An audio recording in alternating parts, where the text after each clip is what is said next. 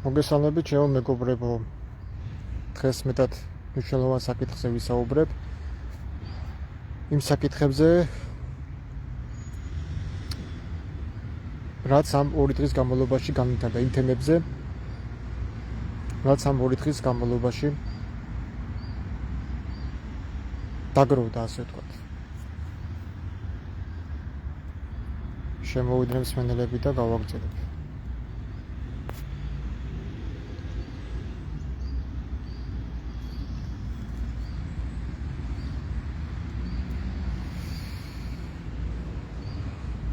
ხო, დავიწყოთ ესე იგი, დღევანდელი საკითხი იქნება მრავალფეროვანი, ასე ვთქვათ. ვისაუბრებთ სულის სიმშვიდეზე. რა პროცესია სულის სიმშვიდე?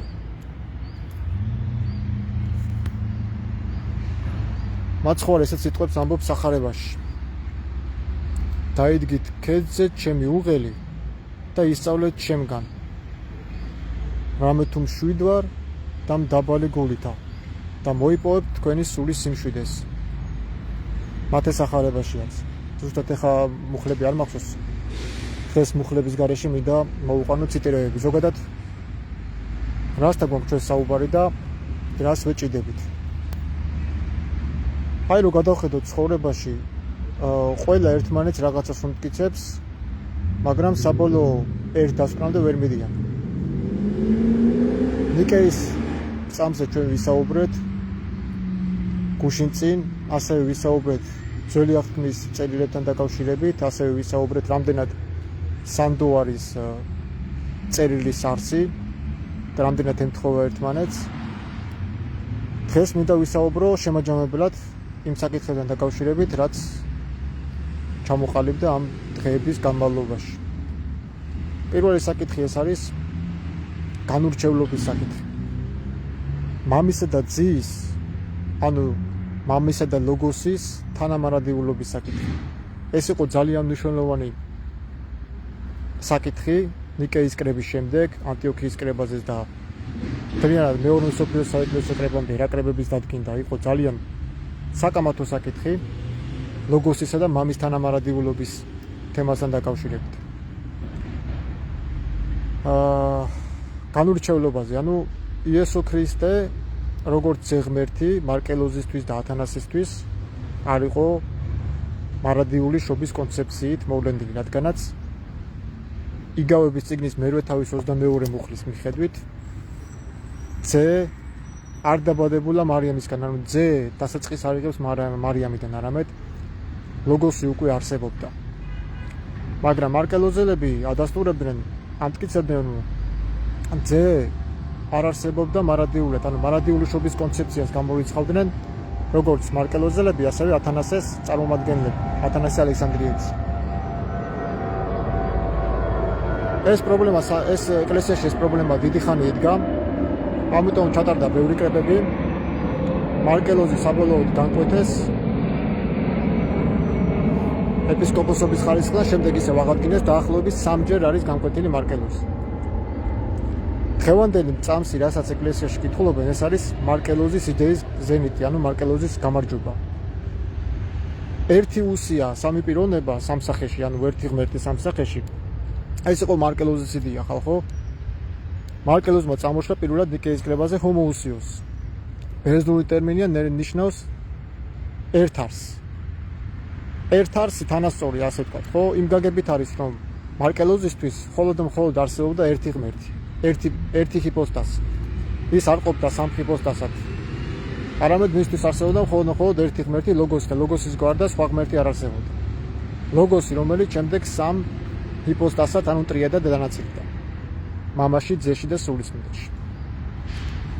გუშინ წინ იყო Facebook-ზე შემოვიდა ვიღაცა, არ ვიცი სახელდაგვარი არ აწერია, ჯეჯეო თუ ვიღაცა და იმან დამიწყო, რომ მართლმადიდებლური სწავლება ამას ასწავლისო, რომ იეჰოვაო ძეში განკაცდაო. ეს როგორც ფიქრობ, არა მარტო ფიქრობ, არამედ ყველა თეოლოგი ასკარად დამერწმუნება იმაში, რომ ეს უკვე პატრიპასიანიზმის და რაღაცა ვალენტინის ერესს უფრო გავს, ვიდრე მართლმადიდებლური წამსი იყოს, იმიტომ რომ იეჰოვა, რომელსაც ებრაელები მამას ეძახიან, თუ ძეში განკაცდა, მაშინ სამების კონცეფცია იშლება. სამება ხო არის ერთი ღმერთი, მამაძე და სულიწმინდა. თუ შენ მეუბნები რომ ეს სამი ერთად კრავ და ამბობ რომ ერთს უწოდებ ამ სამს და არ შეიძლება ისინი განცალკევდნენ და მეუბნები ეს არის განუყოფლად განყოფილი. მაშინ მოგიყვან ევსები კესარიელის ციტატაც, ეს ჩემი ვიღაცა მოარქავს რომ ეს ჩემი აზრები არის. ევსები კესარიელი ამბობს, თუ მამა და ლოგოსი არ არის განცალკევებული და არ არის ლოგოსი მეორე ჰიპოსტაზი სამყაროს შექმნაზე, მაშინ უნდა ვივარაუდოთ რომ ის ვინც განკაცდა იყო ტრანსცენდენტული ღმერთი. თუ მამა და ლოგოსი თანამარადებულები არიან, მაშინ უნდა ვივარაუდოთ რომ ის ვინც ჩამოვიდა ზეციდან იყო ტრანსცენდენტული ღმერთი. და რას იტყვის მარკელოზი ამ თემასთან დაკავშირებით, ანუ თავად მაცხოვარს რას ეტყვის, რა პასუხს გასცემს, რომელიც ამბობს ზეციდან ჩემი ნების შესრულებად არ ჩამოსულა. ვინ ჩამოვიდა ზეციდან, თავად გონება და ფიქრი და თავად სიტყვა მამისა, რომელიც ამბობს ჩემი ნების შესრულებად არ ჩამოსულა, რომ ეს აბსურდია. ვინ შეიძლება დაადასტუროს რომელია მამა და ძე, როდესაც იესო ამ სიტყვებს ამბობს. იესო ამბობს ჩემზე მოწმობს მამა, მე მარტო არა ვარ. და ეს ორი მოწმის კანონი ჭეშმარიტია. ესე იგი ამას როგორც ადამიანი ვერ იტყოდა, იმიტომ რომ როგორც ადამიანს რა ახსოვდა ზეცაში რა დიდება ქონდა, ან მამამ რა მისცა ზეცაში. კარგი, ეს გამოირიცხა. განურჩეველი ნიშნავს ზუსტად იმას, რომ იესო ქრისტეს ბუნება და დიდება, რა დიდებაც მამამ ზეცაში მისცა, ეს არის განურჩეველი, იმდენად არის მსგავსი, რომ მამის არქეტიპული სრული სიზუსტის ხაზით შეიქმნა. ანუ მამა ღმერთის მსგავსად არის შექმნილი საკუთარი თავიდან, ანუ ღმერთმა საკუთარი თავიდან შექმნა იესო. ამას ამბობს პეტრე მოციქულის. ჩვენ ღმერთმა უფლად და ქრისტედ შეგვიქმნაო, უფლად როგორც ზეცაში და ქრისტედ როგორც იესო, ძე მარიამისა. ეს ძალიან მნიშვნელოვანი თეოლოგიური საკითხები, არა მარტო თეოლოგიური საკითხები, არამედ სააზროვნო საკითხებიც არის, ანუ ფილოსოფიური საკითხებიც არის და საღაზრონებაზე დამოკიდებული უნდა იყოს ყველა ის სიტყვა, რაც არის მოყვანილი, თუნდაც მამების ნარკვევებში, როდესაც მიმტკიცებენ, რომ მართლმადიდებლური სწავლება ასწავლის ერთი ღმერთი, მამა, ძე, სულიწმინდა, აქ უნდა მივაქციოთ ყურადღება ჩვენ რას? რომ თუ იმ ერთ ღმერთში არის მამა, ძე და სულიწმინდა და მამაც ამ ღმერთშია, ამ ერთ ღმერთშია, მაშინ იესო ქრისტეს სიტყვები ეწინააღმდეგება, თავად მაცხოვარი ეწინააღმდეგება ამ დოქტრინას და როცა ამბობს, რომ მე მამაში ვარ, თუ სამება მამაძე და სულიწმინდა და მამაც იმ ღმერთშია, რომელსაც ესენი ერთ ღმერთს ეძახიან, მაშინ იესოს აღარ უნდა ეთქვა მე მამაში ვარ და მამაც შემშია. რადგან ის მამაც თვითონ იმ ღმერთშია, რომელშიც იესო არის. ხვდებით ხო? ანუ თუ ამ სამს ერთად კრავ, მაშინ სამების კონცეფცია იღება. გამოდის მარკელოზი მართალი ყოფილა, რომელიც აღიარებს, რომ ლოგოსის გარდა სხვა ღმერთი არ არსებობდა. თუ შენ ლოგოსის და მამა ღმერთის განცალკევებას არ აღიარებ და არ ამბობ, რომ ისინი განცალკევებულები არიან და ლოგოსი მეორე ჰიპოსტაზია, მაშინ უნდა ვივარაუდოთ, რომ ეთანხმები შენ მარკელოზის იდეას, რომ მამა და ძე, ანუ მამა და ლოგოსი ეს არის ერთი და იგივე ღმერთი და ვის შეუძლია თქვას, ვინ არის აქედან მამა და ძე? ან რა პასუხს გავცემ თავად ჩამოსულს, რომელიც ამბობს, რომ ზეციდან ჩემი ნების შესრულებად არ ჩამოვიდა. რა თქმა უნდა, ამას ადამიანი ვერ იტყვის, იმიტომ რომ ადამიანი ხორცით ზეცაში არასდროს არ ყოფილა. ეს სიტყვები რო ეთქვა. დიდება შენთან რომ მქონდა მამა ქვეყნის შექმნამდე. აი საკითხები, მეგობრებო, ეკლესიაში ნაკლებად არის დასმული. ესენი არიან როგორც დოგმა, რომ მიიღო გეონებიან აუცილებლად უნდა მიიღო ეს დაადგინა მართლმადიდებელმა ეკლესიამ. ეს მართლმადიდებლური სწავლება არ არის. წყარო რა არის, ის ასე დაფუძნებით ამბობს შენ ამას, რომ ეს ჭეშმარიტება. მეორე დღეს ეს რაღაცები ამ ყველაფერზე რო ვისაუბრეთ, მეორე დღეს დილას წერს, რომ მე თუ შემეშალაო და თქვი, რომ მიეხოვა ძეში განკაცდაო, ეგ იმას არ ნიშნავს, რომ რამეთი ნაკლები ვარ იმაზე, ვინც ამბობს, რომ ძე შექმნილია მამა ღმერთის მიერ. აზე ხარ? ეხლა რას ისნავს ეს შექმნა, განურჩევლად შექმნა. იგავების მერვე თავის 22 მუხში აშკარად ამბობს ძე, რომ ის მამა ღმერთმა შექმნა ქვეყნის დასაწყისთან, თავისი გზების დასაწყისად დამადგინაო. ესე იგი არის ვიღაცა მაღალი ღმერთი, რომელსაც ყავს ძე და ეს ძე აღიარებს, რომ არის მისი გამოგზავნილი, ანუ მისგან გამოგზავნილი. და აღიარებს, რომ მას ყავს მასზე მაღალი ღმერთი. მარკელოზისთვის ეს იდეა, რომ არსებობს მამაშვილის კონცეფცია და ისინი ერთმანეთში აქვთ ურთიერთობა, ხო? საუბრობენ. ეს იყო მისთვის გამორიცხული. რომ შეუძლებელია ის, ვინც საუბრობს და ესაუბრება მეორეს, იყოს სხვა ღმერთი, რადგანაც მისი აზრით ღმერთი საკუთარ თავს ეუბნება, მოდი შევქმნათ ადამიანიო. და არა როგორც მეორე ჰიპოსტას არსებას და ამით ის ხდება ბიბლიური უნიტარისტი. რადგანაც არ აღიარებს ძის ძე ღმერთის ქვეყნის შექმნელი არსებობას მამასთან. ხოლო წერილი კი ნათლად გვიმტკიცებს, რომ მამასთან ერთად იყო ძე. თუ ძველ აღთქმას და ახალ აღთქმას ერთმანეთში შევადარებთ, რა თქმა უნდა, ესე ჯდება. მაგრამ მარკელოზის აზრით მხოლოდ და მხოლოდ ლოგოსი უნდა არსებობდეს და შეუძლებელია ძე ღმერთის მიერ შექმნილიყო ყოველივე, თუ კი ის ვიღაცის პიმშუარი.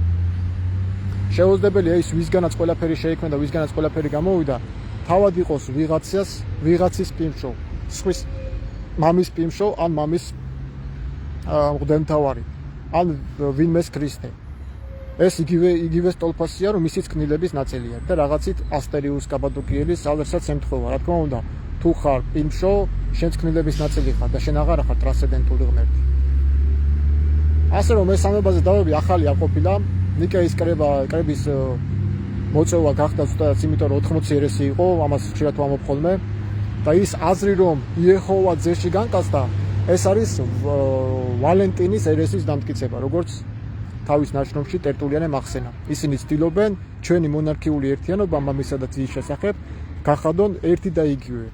ანუ ამ განუყოფელ ურთიერთობას მათ ნებელობასა და ღვთაებრივ ასე ვთქვათ ქმედებებში ისინი მათ შემოაქვთ განცალკევება ამ ერთი და იგივეობრიობით. თუ ამბობენ, რომ მამა და ლოგოსი ერთი და იგივეა, ისინი უფრო მეტად განაცალკევებენ მას, ვიდრე ერთად კრავენ. რომ შეუძლებელია ჩამოსული ლაპარაკობდეს, რომ მე მამა მომავლინა. შეუძლებელია ის, ვინც ამას ლაპარაკობს, თავად იყოს ტრანსცენდენტული ღმერთი. გამორიცხული ამას არც ერთი წმინდა მამა არ ამბობს, ანტინიკელი მამა და შემდეგ უკვე საიდან აიღეს, როგორ აიღეს, ეგ სხვა საკითხი არის. რა თქმა უნდა, მარკელოზის იდეამ გაიმარჯვა ნიკეის კრებაზე და იქიდან წამოვიდა ეს ნიკეის წამსი. დღეს რასაც ეკლესიაში კითხულობენ ნიკეის წამსი, ეს არ შეესაბამება ჭეშმარიტებას. იუდას წერილის პირველი თავის მეათე მუხლში არის. ისინი ამტკიცებენ იმას, რაც არიციან თავებით წარსაწმიდნად, ხო? ანუ არის ეს რაღაც ცდებიან. ამტკიცებენ იმას, რაც არიციან. თუ მიმტკიცებ შენ, რომ სამების დოგმატი ეს არის გონებით შეუცნობელი და ჩაუცნობელი, მაშინ რომელ დოგმაზე მელაპარაკები? რატო უნდა მივიღო დოგმა ერთი ღმერთის სამსახეში, როცა ამას იესო ქრისტე ბევრ თავის სიტყვებში უარყოფს. რომელეთი ჩამოთვალოთ, ხო? თუნდაც ის, რომ ძეს თავისთავად არაფრის გაკეთება არ შეუძლია, თუ არ უჩვენებს მამა თავის საქმეებს, რასაც მამა აკეთებს, ძეც მსგავსად აკეთებს. რაში სჭირდება ტრანსცენდენტულ ღმერთს, სხვა ღმერთისგან, მასზე მაღალი ღმერთისგან რამე საქმის ჩვენება, თუ მან ისედაც იცის, როგორ უნდა შექმნას სამყარო, ხო? რა თქმა უნდა, ან კიდე რაში სჭირდება სიცოცხლის მიცემა, ან დიდების მიცემა მას, ვინც თავად არის ყოველივე სამყაროს შემოქმედი. მარკელოზისთვის და ათანასესთვის მარადიული შობის კონცეფცია არ არსებობს. იმიტომ რომ ისინი ამბობენ, რომ ძე დაიბადა ქალწულ მარიამისგან და მაშინ მოხდა ხსნა. ხსნა არ მომხდარა ჯვარზე, ხსნა მოხდა მაცხოვრის შობაზე, როცა მაცხოვარი მოევლინა კაცობრიობას ახალი სხეულში და მისი სხეული იყო ახალი კაცი, ახალი ადამი. ისინი ასე თვლიდნენ, რომ იესო ქრისტეს დაბადება უკვე იყო კაცობრიობის ხსნა და არა ჯვარზე მომხდარი გამოსყიდვა. გამოსყიდვა მათთვის იყო უკვე ქრისტეს მოსვლა დედამიწაზე, ხსნელის გამოჩენა. და ისინი ამბობდნენ, რომ ის იგავებში მოყვანილი მუხლი, რომ როდესაც ამბობს ღმერთმა დამატკიცა თავისი ქვეყნის შექმნამდე თავისი გზების დასაწყისში, აი ზუსტად ძეზე არის საუბარი, რომ აქ არის ხორციელ ბუნებაზე, რადგანაც ქრისტემ როგორც ლოგოსმა სწყო იესოს, ნაზარეველს. და საქმე მოციქულთანა მოყავთ, რომ იესო ნაზარეველს ღმერთმა სწყო და ღმერთი იყო მასთან. ამ გაგებით ისინი მარკელოზი და ათანასე ამბობდნენ, რომ მარადიული ძის კონცეფცია, როგორც ქვეყნის შექმნა და ძე ღმერთის როგორც მეორე ჰიპოსტაზის არსებობას გამორიცხავდნენ.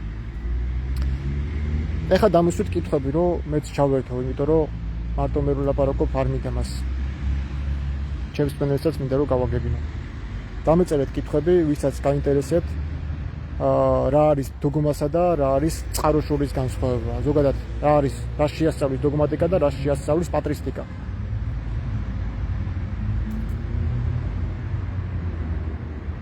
ერთი ღმერთი სამსახეში. რამდენად ემხრობთ თქვენ ამ წამს და რას ფიქრობთ თქვენ ამ წამსთან დაკავშირებით?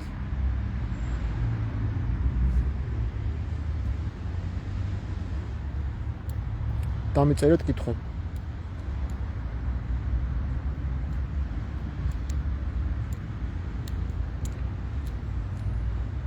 რა შეიძლება იმ ჯეჯეს დავბლოკე, იმიტომ რომ ადამიანი რომელიც ლოგიკურად წყაროებით გელაპარაკება, იმ ადამიანს არ უნდა უთხრა, რომ ჩემთვის ევსები კესარიელი არ არის ავტორიტეტი. ან სიტყვები არ უნდა შეცვალო. გუშინ თუ წერდი, რომ იეჰოვა ძეში განკაცდაო, მეორე დღეს აღარ უნდა მომწერო, რომ შევცდი და აი იეჰოვა ძეში კი არ განკაცდა, იეჰოვა ძეში გამომჟღავდა. ესეთი რაღაცები აღარ უნდა თქვა.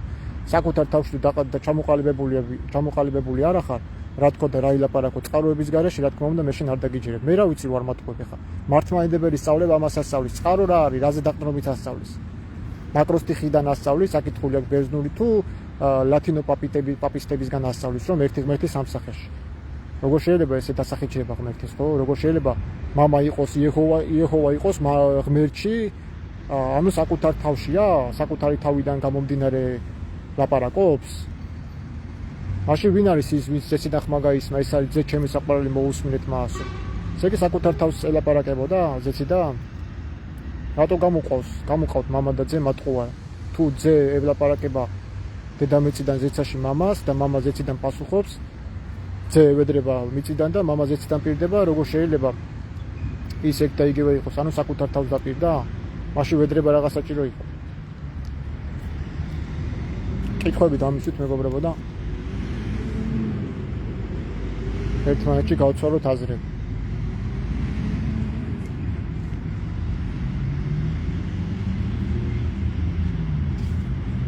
ხო, თუ იმ სამს ერთი დაარქვეს, სამ ღმერთს ხო ერთ საქმეო და მამაძე და სულიწმიდა ეს არ არის სამი ღმერთიო, ხო ამბობენ, არამედ ერთი ღმერთიო. კაი, დაუშვა და ეგრე არის. თუ შენ მაგ სამს ერთი დაარქვე, ხო, მე რატო არა მაქვს უფლება რომ იმ ერთს სამი დავარქვა? კონკრეტულად იმ ერთს რა ქვია?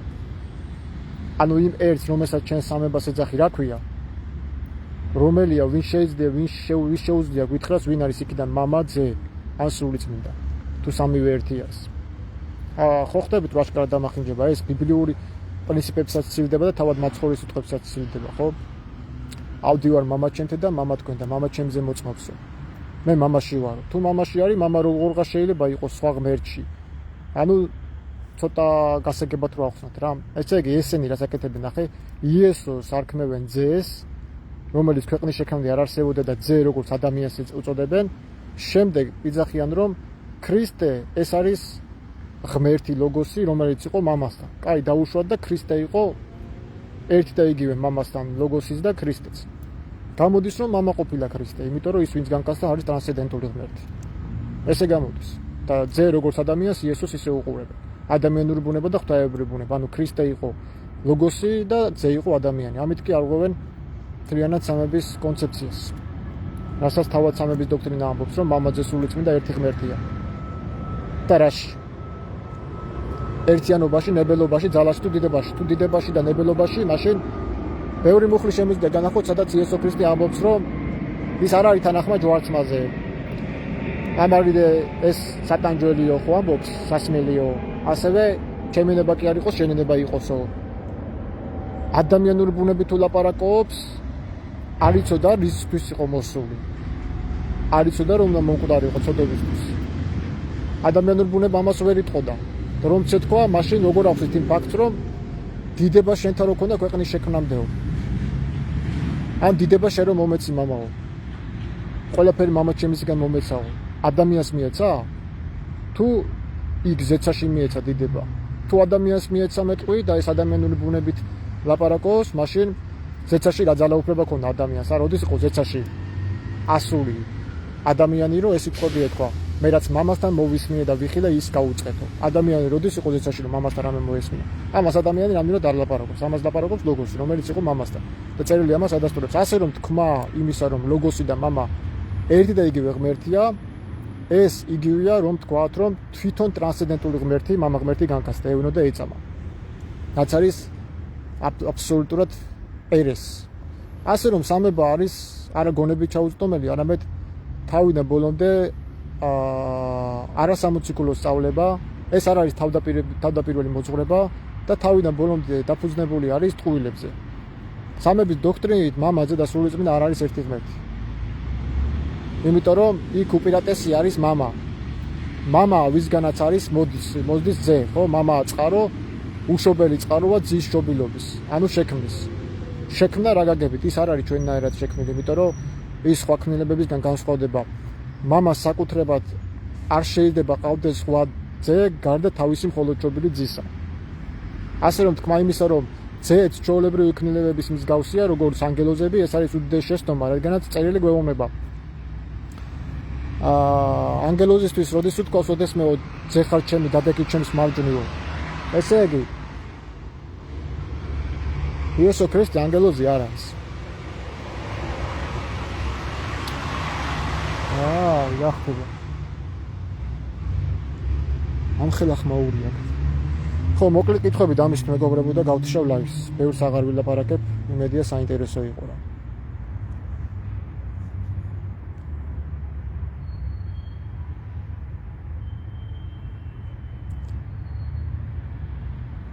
თუ ვერ მეკითხებით, მე დაგისვამ მაშინ კითხვებს, მე დაგისვამთ.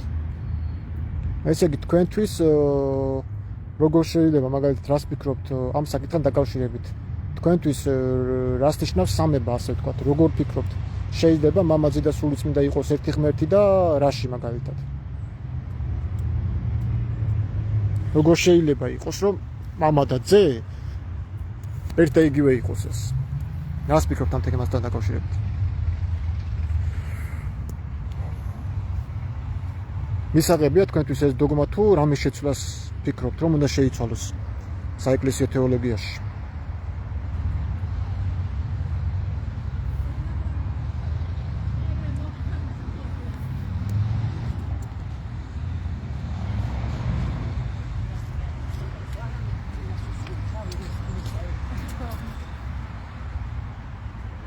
აი თუ კითხვები არ გაქვთ, მაშინ გავთიშავ ლაივს.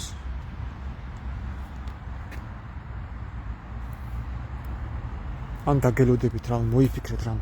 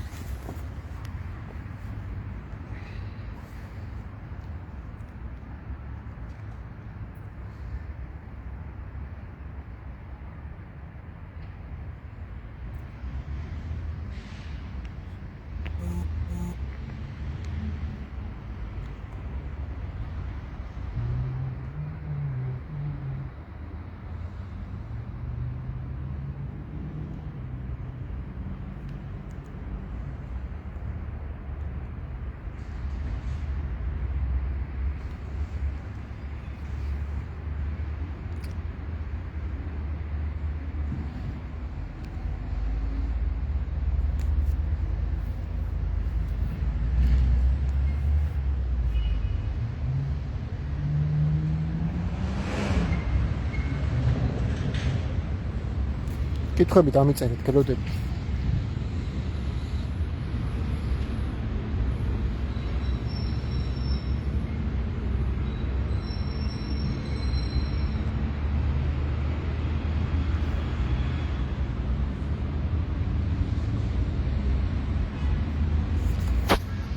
აი, გავთიშავ მაშინ ლაივს და თუ რამეა მე დაწერეთ და გიპასუხებ.